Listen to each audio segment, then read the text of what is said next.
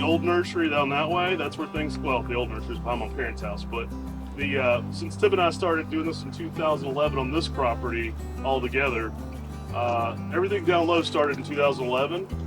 And then this time last year, everything you see up here was an abandoned trailer park. And so all this, if you look at, I would say in August of last year, it was a whole trailer park. So all this got crushed and a year before that, this was a cousin's home. We built this house and built the two houses on the front. We're kind of like Tony Avon. We keep running people away by the property. I was like, I understand that. So we've been expanding a good bit. Most of the stuff available, we'll come back, but we'll be on this side. We've been closed completely since COVID.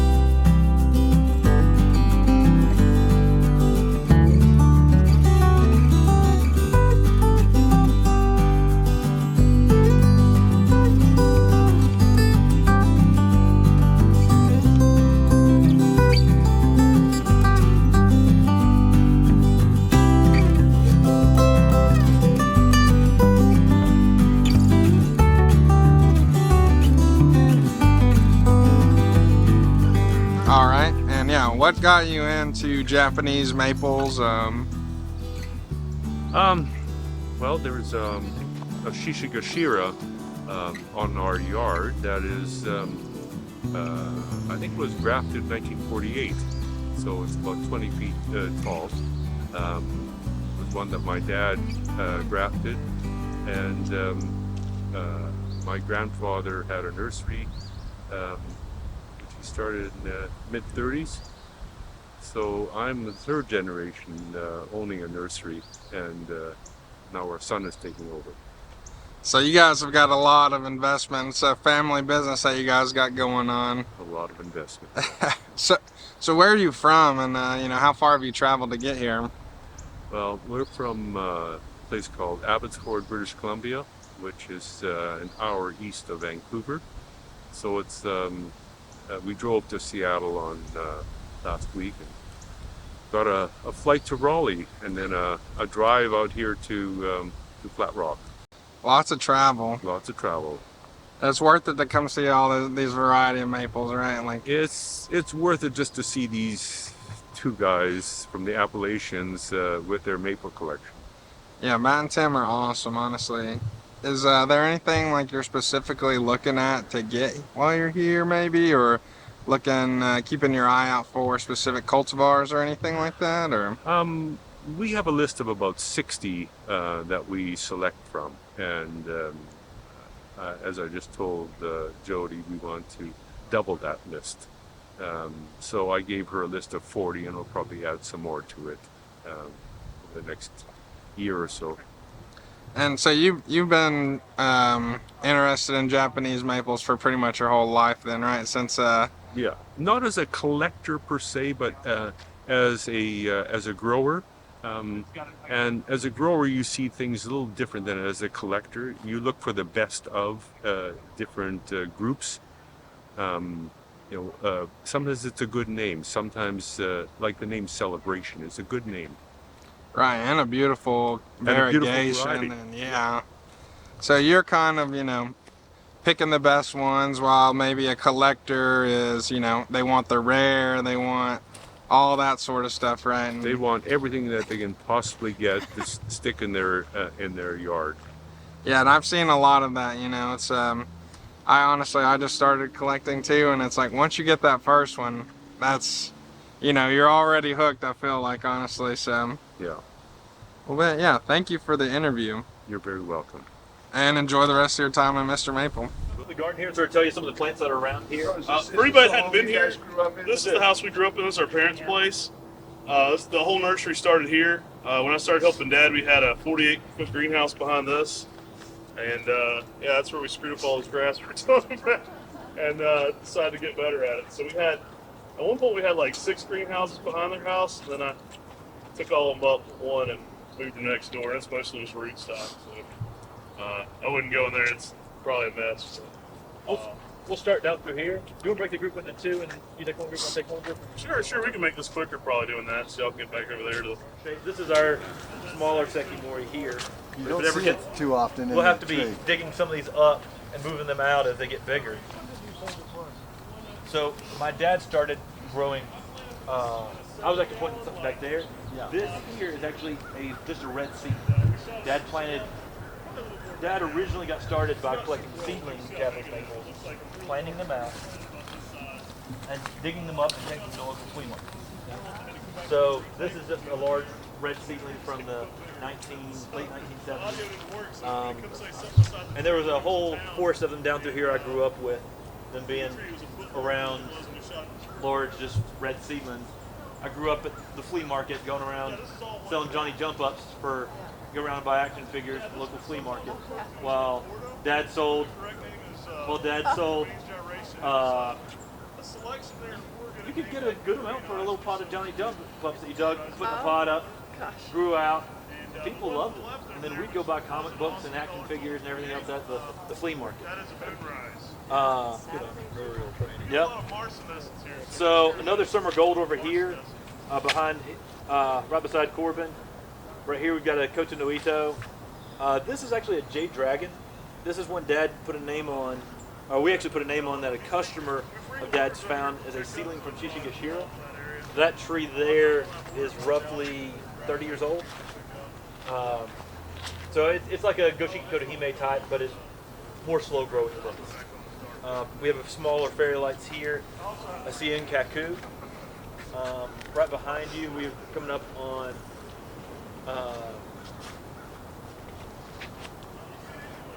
right there is Benikawa. This is what I started looking at. This one's Monticello Gardens. And this is a red lace leaf that held its color real well down towards Columbia, South Carolina. A real heat tolerant collector. A customer of ours who had a nursery had found, but he wasn't a grafter, so he brought to us to graft it.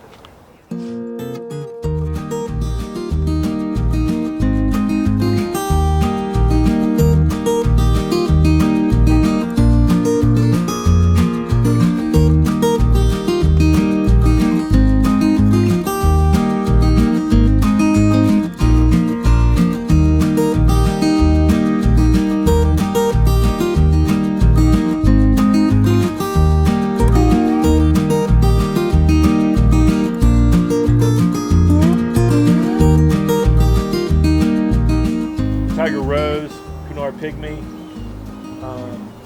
JBK, which is Green River, one of Talon's introductions, found by Jim Baggett as a chance Shirasawa seedling from Sensu, which was JB50, which is a seedling from Shirasawa and Palmetto Folk. Tiger Rose. Back here, we've got a Hubbs Red Willow right here. There's one called Torchlight. I've never quite found out the origin of that, but it's one I got from Elizabeth Mundy, which is right back there.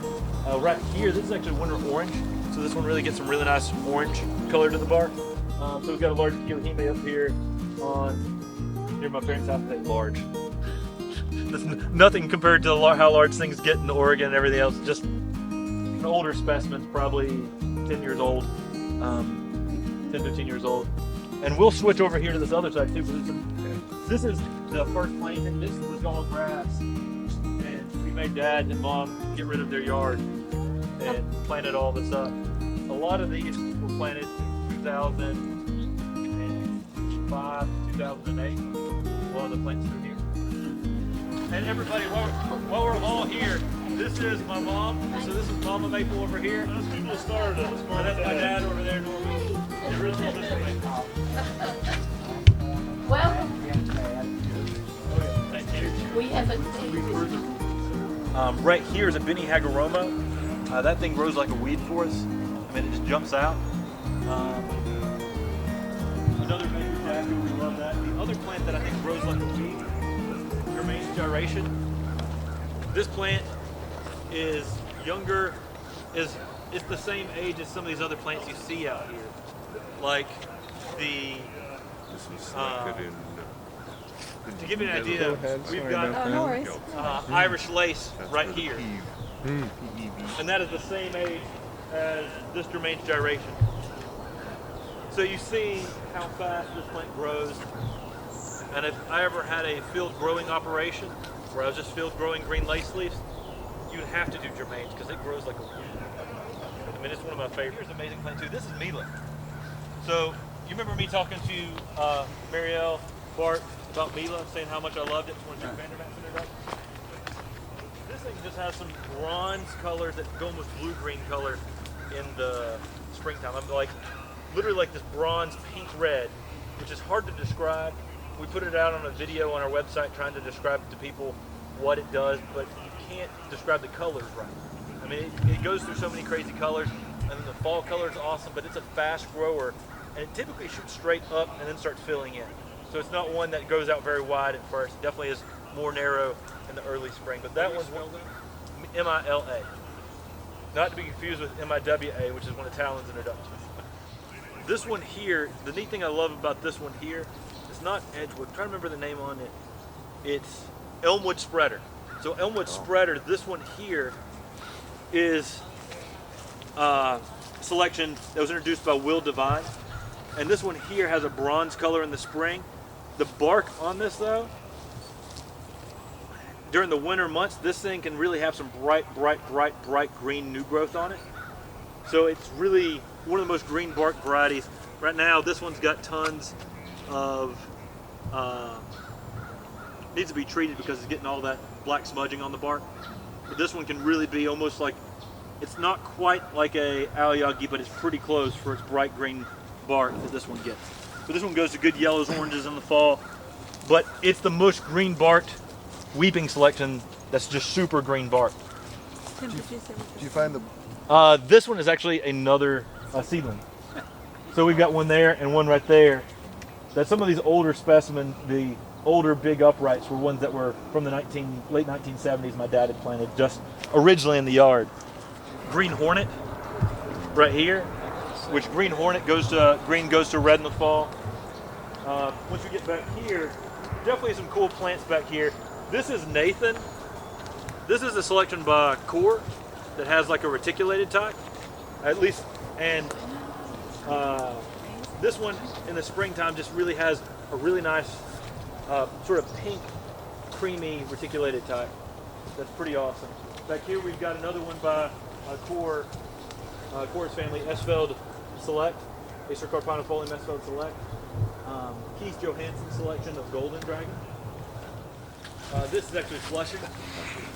Flushing is actually an introduction by Bloodgood Nurseries that was one of their original competitors to Bloodgood from Flushing, New York, where Bloodgood Nurseries was at one point in time. And that's always a fun thing, is learning some of the history behind the plants.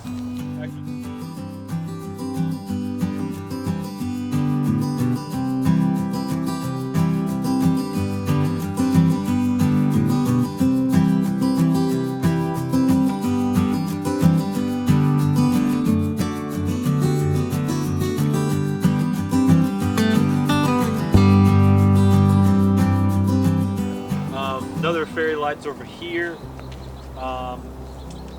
This is just a Makawa seedling. My mom wanted a tree for a little fairy garden to move this pot around for Matt's daughter to play with. Back here, Teriyama. That's a little, Matt was telling y'all jokingly they described it as like Makawa-esque, Kuranajishi-esque, because you get the green leaves large as Makawa Yatsubusa, but twisting, curling, kind of like Kuranajishi, the red line does. But we went and visited him, and he introduced Alpenweiss, so we were getting photos with him with the original Alpenweiss, and we said, well, Bob, is there anything that you didn't introduce that you wish you did? And he said, yeah, there's this plant right over here. And it was named Nanyat, which is a little, taking his wife's name, Nancy, and mixing it with Yatsubusa.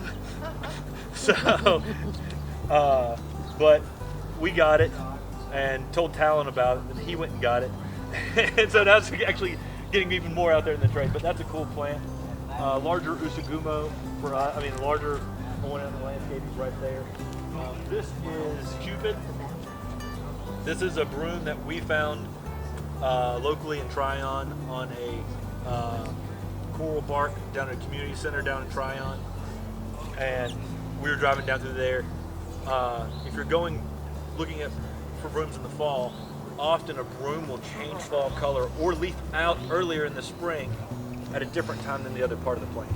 And so it's real obvious during certain times of the season. And we got it, we grafted it. We've been trimming this thing back like crazy, getting signwood off of it, and that's why you're seeing these longer shoots coming off of it, because we've been grabbing as much signwood as we possibly can from it.